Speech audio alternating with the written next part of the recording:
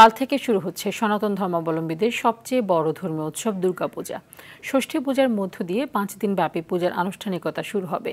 রাজধানী ঢাকা সহ সারা দেশে চলছে শেষ মুহূর্তের প্রস্তুতি। সাজসজ্জা ও শেষ তুলির আঁচড় ইতিমধ্যে সম্পন্ন হয়েছে। আয়োজকরা বলছেন, প্রতিমার সাজানোর কাজ সম্পন্ন হয়েছে, প্যান্ডেল ও লাইটিং সহ নানা আনুষঙ্গিক কাজ চলছে। এদিকে সার্বিক পরিস্থিতি নিয়ন্ত্রণে মন্দির প্রাঙ্গণে আইনশৃঙ্খলা বাহিনী দায়িত্ব পালন শুরু করেছে।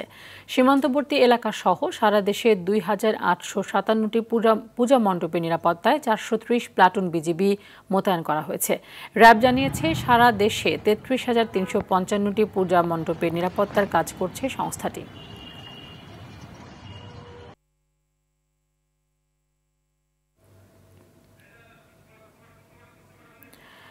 দর্শক, এই মুহূর্তে রমনা কালী মন্দির থেকে সরাসরি যুক্ত হচ্ছেন সহকর্মী সাদিয়া কানিজ। সাদিয়া, দুর্গাপূজার শেষ সময়ের প্রস্তুতি কেমন দেখছেন এবং আইন শৃঙ্খলা বাহিনীর উপস্থিতি দেখছেন কিনা আপনি যেখানে অবস্থান করছেন সেখানে বা আশপাশে?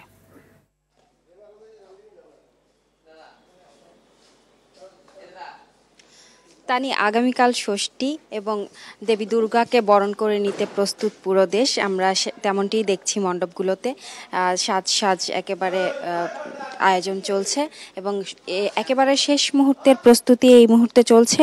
রং তুলির সব কাজ শেষ, এখন কিন্তু পোশাক পরানোর, গয়না পরানো এই কাজগুলো চলছে। আপনি দেখতেই পাচ্ছেন যে যেই দেবী দুর্গার যে মূর্তিগুলো রয়েছে, প্রতিমা রয়েছে, সেগুলোতে কিন্তু সাজানো হচ্ছে, গয়না পরানো হচ্ছে এবং এখানে যারা কাজ করছেন তারা কিন্তু বলছেন যে আজকে বিকেলের মধ্যে এই প্রস্তুতিগুলো সম্পন্ন হয়ে যাবে এবং এর আশেপাশের যে কাজগুলো, লাইটিং এর কাজ চলছে এবং কিছু পরিষ্কার পরিচ্ছন্নতার কাজ এবং সাজানোর কাজ চলছে। এছাড়া সমস্ত কাজই সম্পন্ন হয়েছে এবং ভক্তরা, দু একজন ভক্তও কিন্তু এখানে আসছে দেখতে।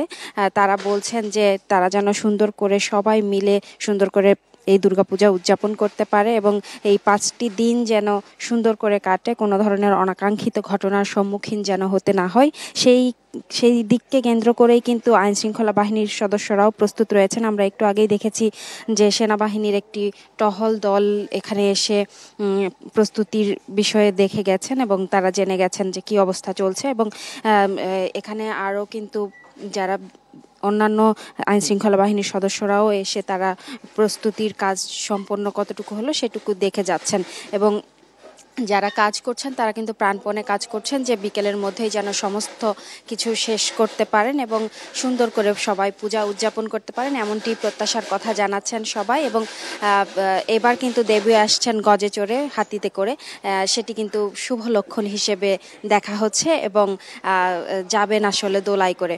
তো সব মিলিয়ে এবার প্রায় 3000-এর মতো মণ্ডপ প্রস্তুত রয়েছে সারা দেশে। তারা সুন্দর করে পূজা উদযাপন করবেন ভক্তরা, সেই প্রত্যাশায় সবাই জানাচ্ছেন। তো তানি, রমনা কালী মন্দির থেকে এই ছিল আমার কাছে সর্বশেষ। ধন্যবাদ আপনাকে।